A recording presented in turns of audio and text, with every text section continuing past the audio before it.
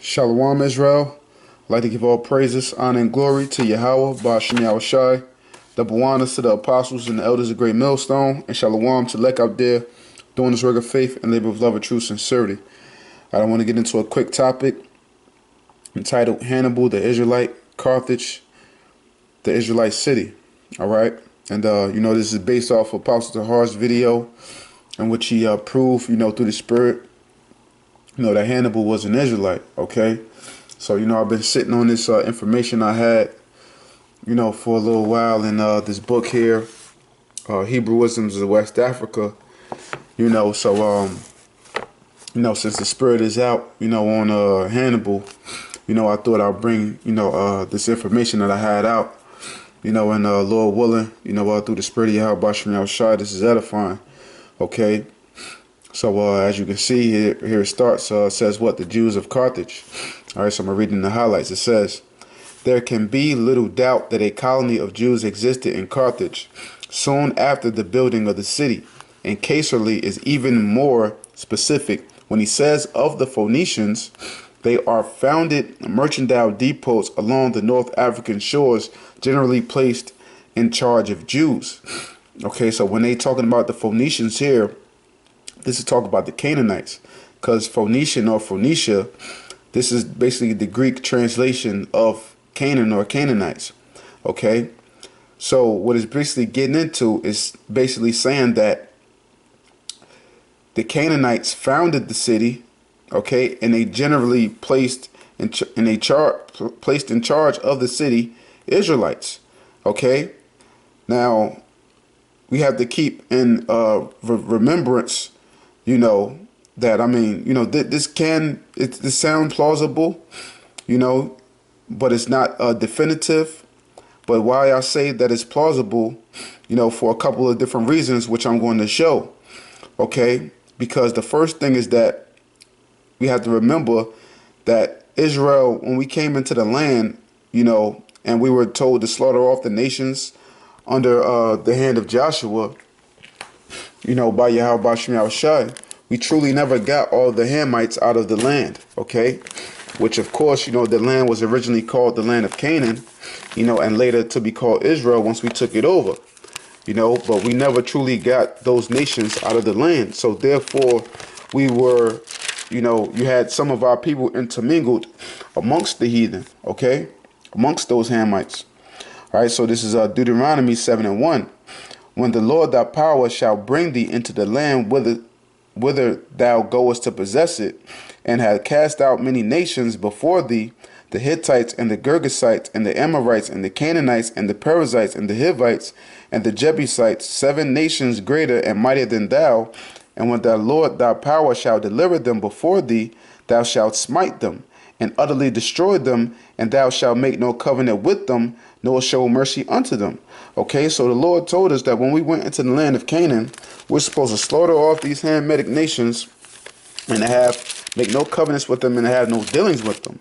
Now you have a couple of different accounts, which prove that we never truly got all of those nations out of our land.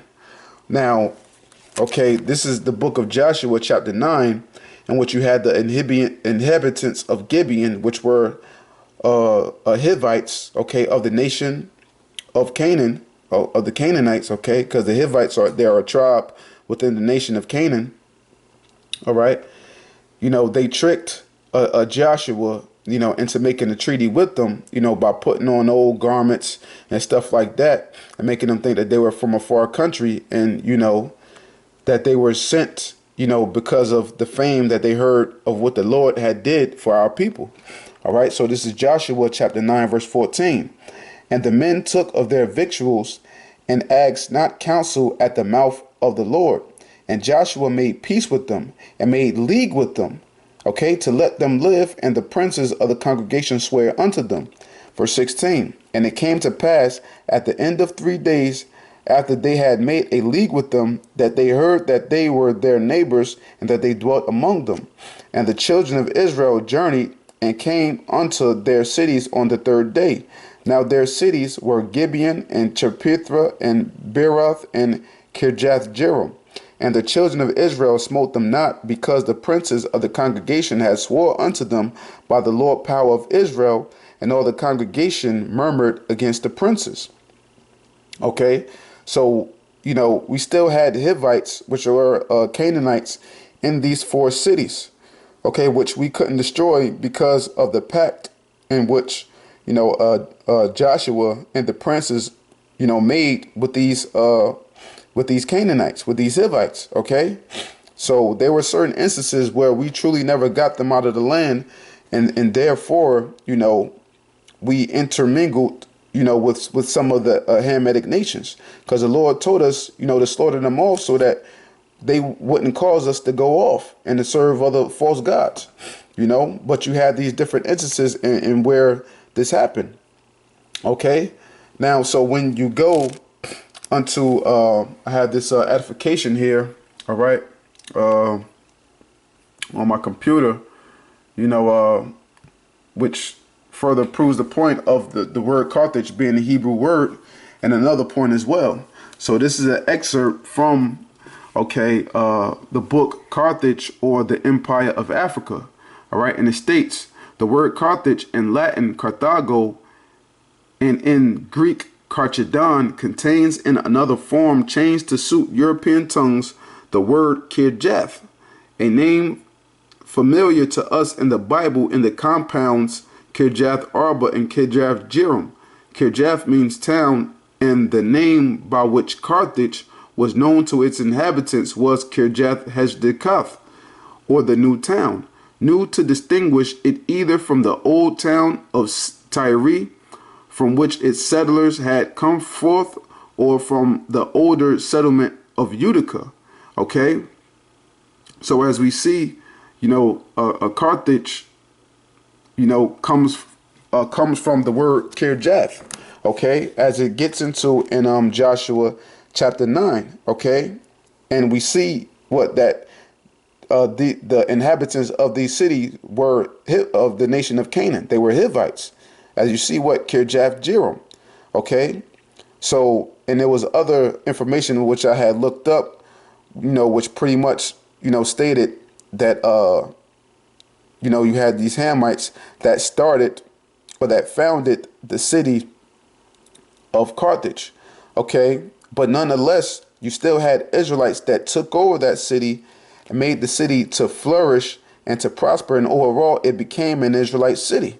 Okay, because wherever Israel go, we make things great. All right, so now, as Apostle Tahar said, what the word Carthage is indeed what? A Hebrew word, and as we see from the word Kirjath. Okay, now, some people may say, well, how is, this a Hebrew word, if, this was a Hamite town? Well, you got to keep in mind that in Genesis, the 11th chapter, the Lord said that the whole earth was of one language, of one speech, one tongue. So, when the Lord brought about, the split of the tongues, he had our forefather Eber, passed down, the original tongue, the Lashawan Kodash, which we now know today as the Hebrew, unto us, the purest form of the language. But you had these other nations, they spoke broken forms of Hebrew. Okay, hence you have nations like the nation of Moab and the Moabite stone. Okay, and you could clearly see, the Hebrew writing. Okay, because they have the names YAHAWAH in there. Okay, and they have the names of the kings of Israel, so on and so forth.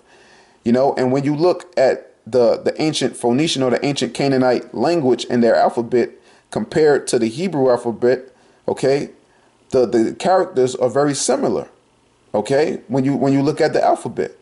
Okay, so all nations spoke a form of Hebrew, but the Lord kept the purest form of the language of the Lashawan Kodash, of the true Hebrew, with the nation of Israel. Okay, so that goes to show that Carthage truly is a Hebrew word. Okay, so now getting on to the next point, as I said, that you had Israelites, in which I'm going to further prove that Israelites dominated the city of Carthage, okay, and made it great to what it was. All right. So now I have here, okay, this is a PDF form of a book by an Edomite named Nahum Schloss, and it's entitled Travels in North Africa. Okay, so this is chapter 1, from Carthage to Tunis. Okay, so it says Carthage to Tunis, magic names which stand at the head of two of the most glorious chapters in this history of the great Semitic family. Okay, of the great Semitic family. Okay, Israelites. Carthage, Carthage, new city, the great city of Hannibal, which for centuries kept in check the might of Rome, and the fall of which preluded and perhaps determined the fall of the Hebraic sister city Jerusalem, Carthage. Okay, so they clearly called Carthage the Hebraic sister city to Jerusalem. Okay, why? Because as I stated, Carthage was a city that was dominated, you know, even though it could have been founded by Hamites, but Israelites took that city over, okay, in its earliest stages of development. All right.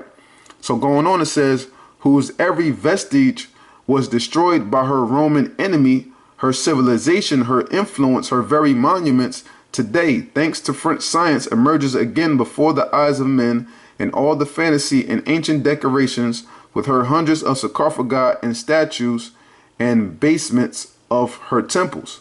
Okay, so it says nearly 4,000 inscriptions in the ancient tongue of Canaan have been unearthed in the city of Carthage, dating from the days of Nehemiah, of Simon the Just, of Hannibal, of Hadrusbal. Okay, so you had thousands of inscriptions of the ancient tongue of Canaan, okay, in these different time frames, okay, of Israelite time periods. All right, say what? From the days of Nehemiah, from the days of Simon the Just, okay, and of Hannibal. Okay, now they have different accounts of when, you know, Israel could have been over there, you know, with the Hamites, you know, in reference to its earliest stages, you know, but nothing that I came across was definitive, you know, but nonetheless, Israel ended up over there and taking over. Okay, so going on, it says nearly 10,000 names of citizens of ancient Carthage are record now, a city directory, as my late master M. Philip Berger so well put it, together with a complete catalog of professions, of rituals, of usages, of manners, and most valuable of all, we found again the ancient language and writing of Canaan, the rich idiomatic speech of a city which once counted, okay, 700,000 inhabitants. And we Hebrew writers, you know, talking about these Edomites, we who write and fill in our biblical tongue have recognized at once that this so-called Phoenician language, okay, so-called Canaanite language, is nothing more nor less than Hebrew, a pure Hebrew dialect, nearly the same as was spoken in the country of Israel in the days before the Aramaic and before the Masorah came to fix its orthographic rules artificially. The same thing is true of the script, which is, with a few minor differences, that of the Hebrew as opposed to the square script Assyrian, which was used in the time of David and the prophets until the period of the Maccabees. Thus, language and script shows us that this Phoenician is for us Hebraists nothing but Hebrew. Okay, so the language and the script in which they found on these different inscriptions was was Hebrew. Okay, so it says the population of Carthage was Palestinian, and in origin and Hebraic in civilization. Okay, so what the customs and the laws and the rights that they found over there was Hebraic, okay, of a Hebrew form, which we're going to get into in a second. All right, and it says, and if instead of succumbing, the city of Hannibal triumphed over Rome. It is probable, nay, almost certain, that Hebrew and not Latin would have become the dominant language of the Mediterranean countries. It is certain then that it was in a Hebrew dialect that Hannibal commanded the troops which led across the Alps. Okay, so they said it is certain that Hannibal commanded his troops across the Alps in a Hebrew dialect. Okay, so Hannibal, as Apostle Tahar brought out, was an Israelite. Okay, and to further prove the point, real quick, how Apostle Tahar went into the fact of Hannibal's name, Barca, which goes into a Hebrew word. All right, and I'm gonna get to the point. It says, one of the Hamilcars, again, of whom I shall have to speak hereafter, bore the surname of Barca, and Barca is the same as the Hebrew Barak, or lightning. Backing up the point, in which Apostle Tahar brought out, because we know, the apostles, they be on point, when it comes to this history and information. Okay, so with that, I want to go back, to this book, okay, Hebrewisms of West Africa, all right, to further prove these other points. Okay, so it says what? Testimony of the tombs. Okay, so it says the Jewish Encyclopedia, always conservative in such matters, states briefly: Carthage, ancient city and republic in North Africa, of a special interest to the Jews on account of the Phoenico-Semitic origin of its inhabitants, its government under the Saphets, recalling the Shofetim judges among the Hebrews, and on account of the religion of the inhabitants. Okay, so you had members of the government that were called judges. And what do we have in the scriptures? A book called Judges. Okay, it says what? And on account of the religion of the inhabitants. Okay, because what? Our laws, statutes, and commandments stood out from any other rites and rituals that any other nations had. Okay, so going on, it says, and later observes in Africa the first Jewish graveyards. Okay, it's not talking about the so-called Jews. It's meaning you Israelites, us Israelites. Okay, in Africa, the first Jewish graveyards to be noted are those of Carthage, in which Jewish catacombs are recognized. Okay, so going on, it says, and the fact that it is Jewish, it is fully determined by fragments of Hebrew inscriptions that have been found, and the frequent representation of the 7-branched candlestick. Okay, that's the menorah. All right, although most of the inscriptions are in Latin, which we're going to get to that in a second. The tombs contain no vessels except the lamps, but the walls were richly decorated in reliefs and frescoes, indicating a certain degree of wealth among the Jews of Carthage. Okay, so there was great wealth, amongst the Israelites that were in Carthage, because wherever we go, as I believe I stated, that we make things great. We make places great. We made America great. We made ancient Egypt great. We make all nations great wherever we go. Okay, so getting to this point where it says what? They had on the fragments the Hebrew inscriptions and, the menorah. And it says, well, although most of the inscriptions are in Latin.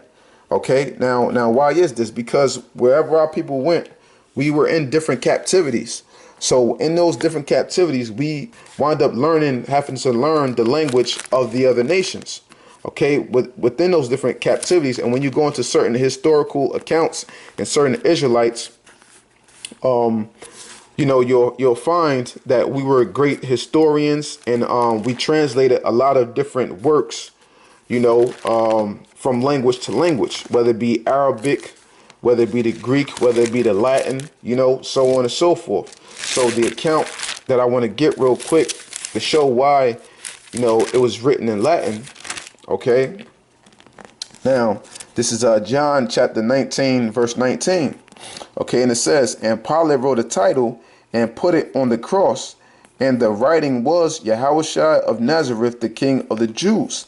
This title then read many of the Jews, for the place where Yahawashi was crucified was nigh to the city, and it was written in Hebrew and Greek and Latin. Okay, and it said what many of the Jews, the Israelites, read this title, and it was written in these 3 different languages. Because as I said, when we were in these different captivities under these other nations and dealing with them, we learned these other languages.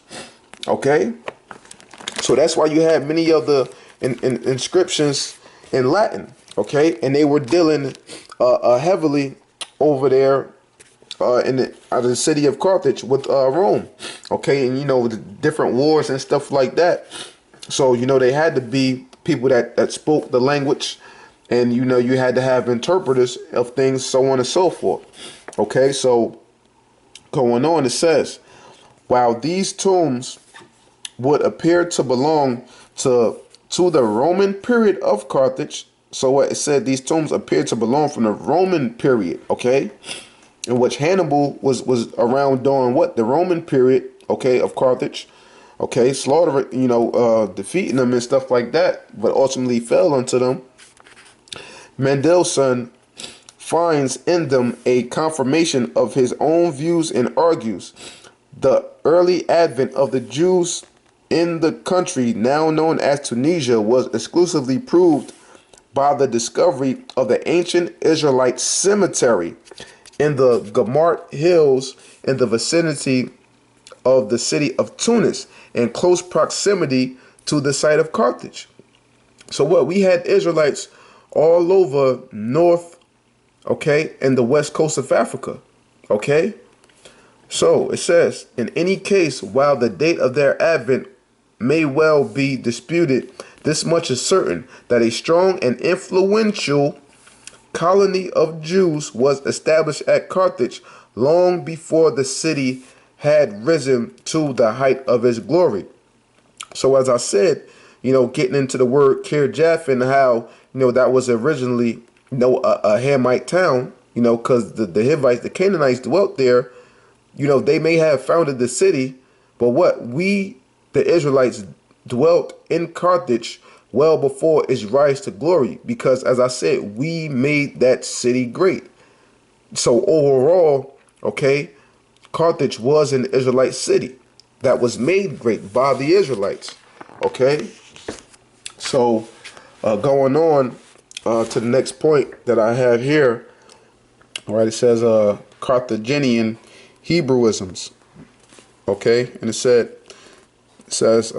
this would explain the close similarity between Hebrew and Carthaginian legal and religious practices. Okay, religious practices. Thus comparing in Carthaginian law concerning sacrifices. Professor Barton draws attention to the alleged parallelism with the Levitical law. Okay, so they said what, there is a parallelism with the Levitical law. Okay, so this is how you know that Israelites had to be over there, because they had signs of the Levitical law. All right, now they go on here, pretty much, in this next point, they're pretty much going off and saying that the Phoenicians and the Israelites are of the same race, in which we know that the Canaanites are the nation of Ham, and we are of Shem. So they're Hamites and we're Shemites, so we know that's inaccurate. Okay, but nonetheless, what they still had, what, Levitical law. And further on, because Lord willing, I'm about to wrap this up, right? They get into here about the different offerings. Okay, and the differences between the offerings, because as we know, when we went, from different place to place, and especially if there were Hamites amongst us, when we were over there in Carthage, okay, we know that whenever the other nations was around us, certain things of our laws and customs got changed up, okay, in which we didn't have it all completely down. But like when you go into the book of what's that book from Babylon to Timbuktu, it clearly tells you the difference between Hamites and Israelites, because we always kept our laws and our customs with us. Okay, just like here, which I'm going to this quick scripture, you know, which proves, you know, how it was with Israel, okay, as far as our laws and our customs, okay. This is the book of Esther, chapter 3, verse 8. And it says, "And Haman said unto King Ahasuerus, There is a certain people scattered abroad and dispersed among the people in all the provinces of thy kingdom, and their laws are diverged from all people. Neither keep they the king's laws, therefore it is not for the king's profit to suffer them." Okay, so our laws were diverse from all other nations upon the face of the earth. That's what separated us from the other nations. Okay, our covenants, our promises, our laws that we had with the Lord. And even as you can see of today, you know, our ways are another fashion, you know, from amongst the heathen. Okay, so to get another quick precept, all right, this is the book of Wisdom of Solomon, Slakia. Yeah, the book of Wisdom of Solomon, chapter 2, verse 15. "He is grievous unto us even to behold, for his life is not like other men's, his ways are of another fashion." Okay, our ways are of another fashion. Okay, our laws, our statutes, and our commandments are another fashion, completely separate from the other nations. Okay, so going on to the next point. This next points that I have over here. Okay, it says what? Development of Carthage. Okay, get straight to the point. It says there too, the Phoenicians. Okay, it's speaking about the Hamites. Okay, there too, the Phoenicians themselves were but a handful of men. They could never have peopled these territories by their own unaided efforts. So that's where, you know, Israel came in, man, you know, and we were set up over there, you know.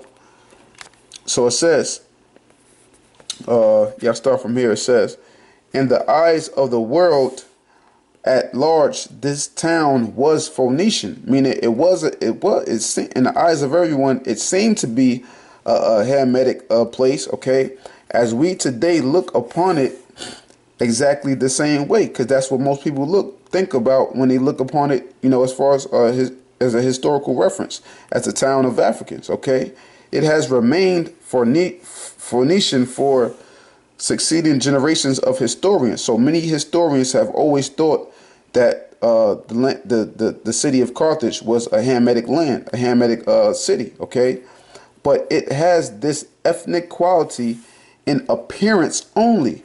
And again, it is certain that a great portion of the Carthaginian population was not Phoenician. It merely bore the Phoenician label. Okay, so as I stated in the beginning, you know, going back into the word Kirjath, okay, is the word Carthage. Okay, just translated. Okay, from the Hebrew. So the city of Carthage only bore the Canaanite label, okay, which was still of the Hebrew but of a broken form.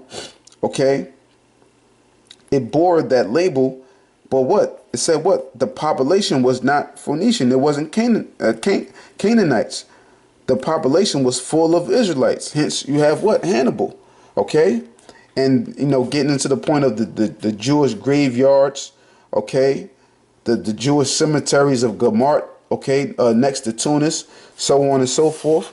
Okay, so this last part, it says, Paul Moncou, the historian of Christian Africa, observes, of all these Jewish colonies in Africa, so there were multiple, various Jewish colonies, okay, the most flourishing was probably that of Carthage. Because as I said, wherever we went, you know, we made things beautiful, and we allowed things to flourish, okay?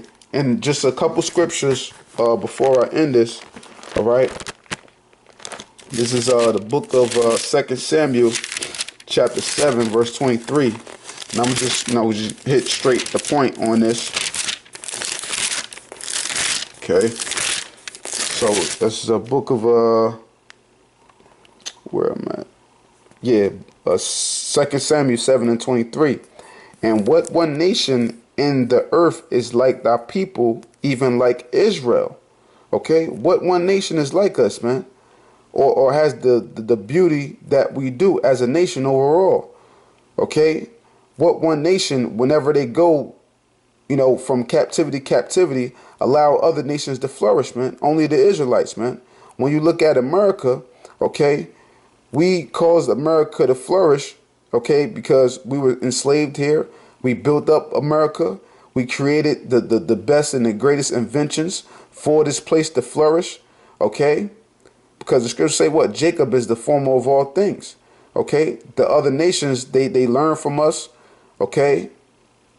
And they took our things and our patents and claimed to do all things for themselves, okay? When we are the originators and the smartest and brightest people upon the face of the earth, okay? And we cause things to flourish. No other nation cause things to flourish and beautify things as much as the nation of Israel does, okay? When we go from land to land and place to place. And even you see that in today's time, how Jake, just love to deck things out, man, okay? So real quick, this is the book of Ezekiel chapter 16. I start at verse 10.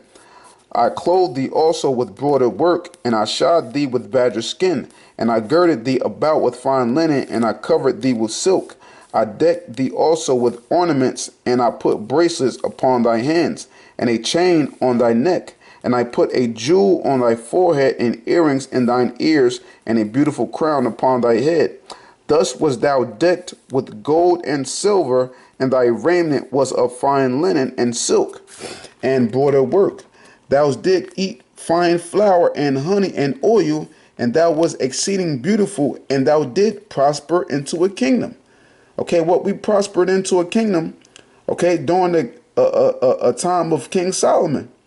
Okay, and even when you look at it in this aspect concerning this lesson, okay, the city of Carthage, we prospered that into a kingdom, into a great place of commerce and trade, man. Okay, verse 14. And thy renown went forth among the heathen for thy beauty, for it was perfect through my comeliness, which I had put upon thee, saith the Lord power. Okay, so the nation of Israel was able to beautify all things, okay, because that was just the glory. That's just the glory of the Lord that shines upon us, man. Okay, now there's other references and other points, that I can bring out with this, but I don't really want to nitpick it, but they have other references, showing, that certain inscriptions, bore certain names like Joab, and they had certain oral traditions, that like Joab had conquered that city, so on and so forth, but those are, pretty much like oral traditions in histories in which they have. So as I said, it's other little points I can nitpick at, but I believe I hit the point, so I just hope, through the spirit of YAHAWASHI, this lesson was edifying, and that I, proved the point, that Carthage was an Israelite city as well as Hannibal, so with that, I'd like to give all praises, honor, and glory to YAHAWAH, double honors to the apostles and the elders of Great Millstone, and Shalawam to the elect, doing this work of faith and labor of love, true sincerity. Shalawam, death to America.